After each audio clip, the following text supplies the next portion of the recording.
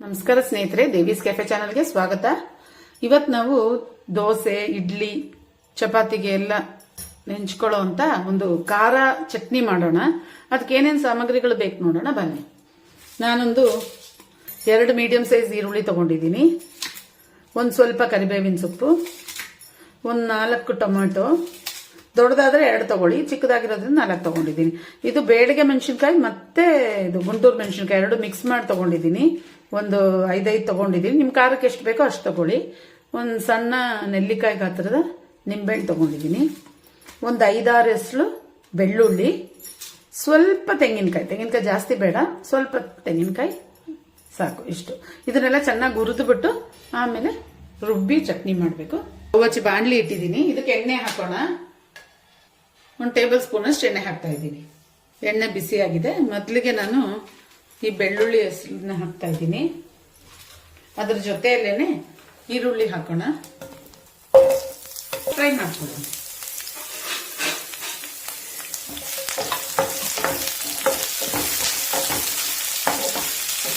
ಸ್ವಲ್ಪ ಫ್ರೈ ಆಗಿದೆ. ಈಗ ಕರಿಬೇವಿನ ಸೊಪ್ಪು ಹಾಕೋಣ.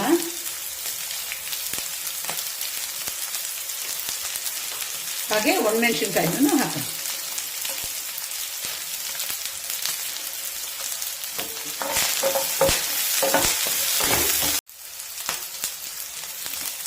ಎಲ್ಲ ಚೆನ್ನಾಗಿ ಫ್ರೈ ಆಗಿದೆ ನೋಡಿ. ಈರುಳ್ಳಿ ಎಲ್ಲ ಕಲರ್ ಚೇಂಜ್ ಆಗ್ತಾ ಇದೆ, ಮೆಣಸಿನ್ಕಾಯಿ ಎಲ್ಲ ಚೆನ್ನಾಗಿ ಫ್ರೈ ಆಗಿದೆ.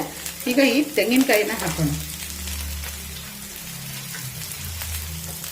ಈಗ ಇದು ಚೆನ್ನಾಗಿ ಫ್ರೈ ಆಗಿದೆ. ಟೊಮೆಟೊ ಹಾಕೋಣ. ಟೊಮೆಟೊ, ಉಪ್ಪು ಮತ್ತೆ ಲಾಸ್ಟ್ ಅಲ್ಲಿ ಹುಣಸೆಹಣ್ಣು ಹಾಕೋಣ. ಟೊಮೆಟೊ ಉಪ್ಪು ಹಾಕ್ತಾ ಇದ್ದೀನಿ ನಾನೀಗ.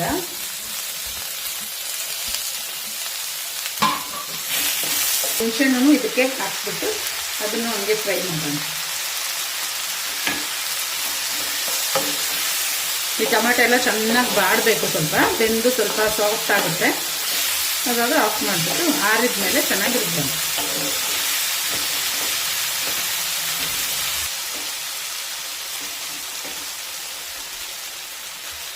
ಇದಾಗಿದೆ, ಆಫ್ ಮಾಡೋಣ. ಈ ಬಿಸಿ ಇರುತ್ತಲ್ಲ ಪ್ಯಾನ್, ಆ ಪ್ಯಾನ್ ಬಿಸಿಯಲ್ಲಿ ಇದೊಂದು ಸ್ವಲ್ಪ ಬಾಡುತ್ತೆ ನೋಡಿ. ಸ್ನೇಹಿತರೆ, ರುಚಿಯಾದ ಖಾರ ಚಟ್ನಿ ರೆಡಿ. ದೋಸೆ ಜೊತೆ, ಇಡ್ಲಿ ಜೊತೆ ಎಲ್ಲ ತುಂಬಾ ಟೇಸ್ಟಿ ಆಗಿರುತ್ತೆ. ಇದು ನೀರೇನು ಹಾಕೋದಿಲ್ಲ, ಟೊಮೆಟೊ ಇರೋ ನೀರಲ್ಲೇ ಸಾಕಾಗುತ್ತೆ. ಹಾಗೆ ಫ್ರೈ ಮಾಡಿ ಎಲ್ಲ ತಣ್ಣಗಾದ್ಮೇಲೆ ಚೆನ್ನಾಗಿ ರುಬ್ಬಿ ತೆಗೆದಿದ್ದೀನಿ. ನೀವು ಟ್ರೈ ಮಾಡಿ ಹೇಗಿದೆ ಅಂತೇಳಿ. ದೇವೀಸ್ ಕೆಫೆ ಯೂಟ್ಯೂಬ್ ಚಾನಲ್ ಸಬ್ಸ್ಕ್ರೈಬ್ ಮಾಡಿ, ಲೈಕ್ ಮಾಡಿ, ಶೇರ್ ಮಾಡಿ. ಬಾಯ್.